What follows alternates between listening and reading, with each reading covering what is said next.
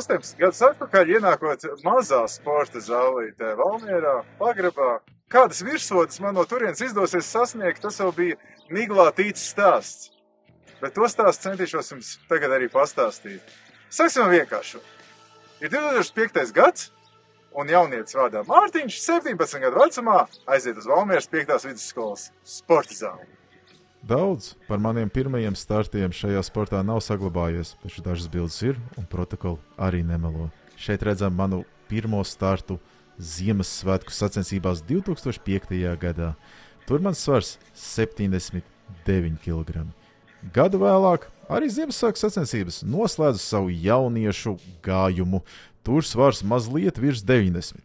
Gadu laikā 10 kg pielikti. Tā kā nopietns iesākums karjerē. Nu ko, kad pirmie ragi ir aplausti jauniešos, tad ir junioru gadi pienākuši. Man tā laikā pirmais starptautiskais izaicinājums – Eiropas čempionāts Lielbritānijā. Pašsvars jau 132 kg. Sagaidījām arī pirmo video no sacensībām. Video no 2011. gada, mana noslēdzošā junioru gada Eiropas čempionāta, protams, ekipētajā spēka trīsciņā. Uz svarstieņa 357,5 kg un nobijies atlēts ir gatavs doties ciņā.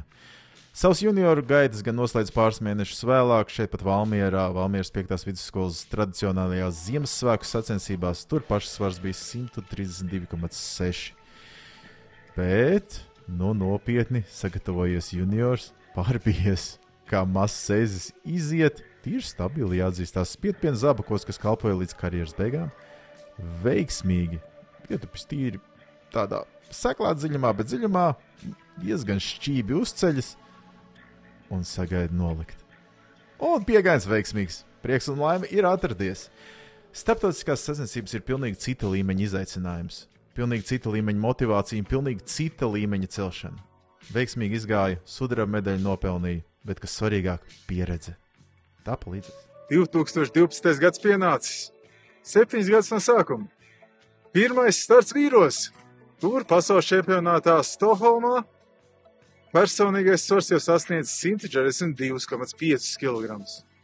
Redzēsim, ko nesīs citi vīru čempionāti. Esam vīros Stokholmā. Pirmais starts pirmajā pasaules kausā klasiskajā spēka trīsciņā. Šis ir notikums ne tikai IPF-am, pirmās klasiskās spēka trīsciņas sacensības, bet arī Mārtiņam, jaunam atlētam, kas pieceļas ar 325 un pašsvars 142,5 kg.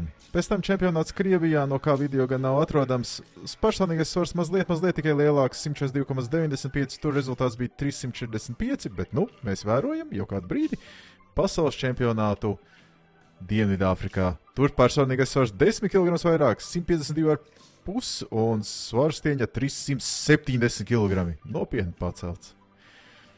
Pēc tam jau norisinās pirmie Eiropas čempionāti, pirmās zelta medaļas Eiropā izcīnītas, bet šeit video no Salo Somijas pasaules čempionāta uz svarstieņa 390 kg. Un Mārtiņš Krūze iziet un uzceļ Eiropas rekordu. Tajā laikā, manuprāt, arī bija Eiropas gada atlēti tituls izcīnīts. Gadu vēlāk šis video apaļie 400 kg un 159,42 kg pašsvara čempionāts ASV. Pēc tā tikai viens čempionāts Minskā. Minskā starts gan godīgi jāsaka neizdevās. Personīgais svars bija jau virs 160, 162,38. Reizēm dzīve atsūta ziņu dīri skaidru, ka jāiet tālāk. Ko stāsts sākām 2005. gadā, jau ir 2017.